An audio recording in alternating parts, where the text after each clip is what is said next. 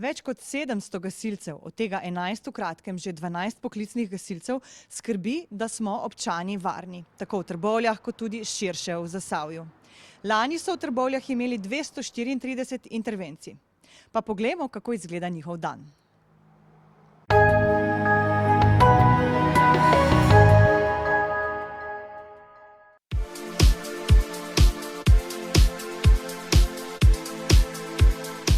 Dan gasilca v Trbovljah.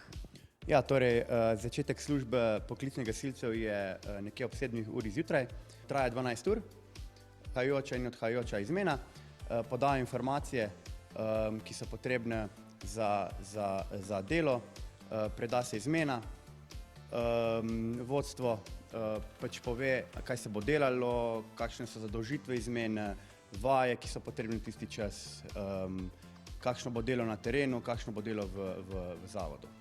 V primeru intervencij se pa vse skupaj pač prilagodi intervenciji. Če pride do intervencije, jih pokličete, greste samo tisti 3 ali 2, ki sta v službi, ali kako to izgleda? Ja, torej ob alarmu takoj izvozi službujoča izmena, nato pa se aktivira pač ostale izmene, dodatne izmene ali pa celoten zavod plus prostovoljno društvo, odvisno od situacije.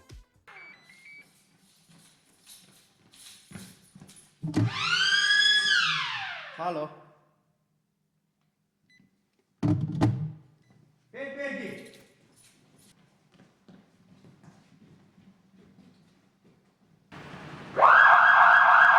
Tokrat sta bila glasen alarm in klic zrežirana za naš prispevek. Le kakšen dan po našem obisku pa so trboveljski gasilci še kako resnično hiteli na kraj požara in se podali v borbo z ognjenimi zublji. Uroš, ko vas pokličejo na intervencijo, kako se stvari odvijajo naprej? Ja, torej od alarma naprej se grejo fantje takoj pač obleči in pa pač po navodilih, dela se pač po navodilih vodje izmene, ali se aktivira dodatna sila, odvisno pač od najave nesreče, potem pa prva ekipa izvozi na intervencijo in pa glede od najave se pač izvaža se z drugim, tretjim, četrtim vozilom in tako naprej. Informacija pride iz številke 112, torej iz regijskega centra. Ja, res je. Občani kličejo na številko 112, kjer dobijo regijski center za obveščanje, v tem primeru pri nas v Trbovljah.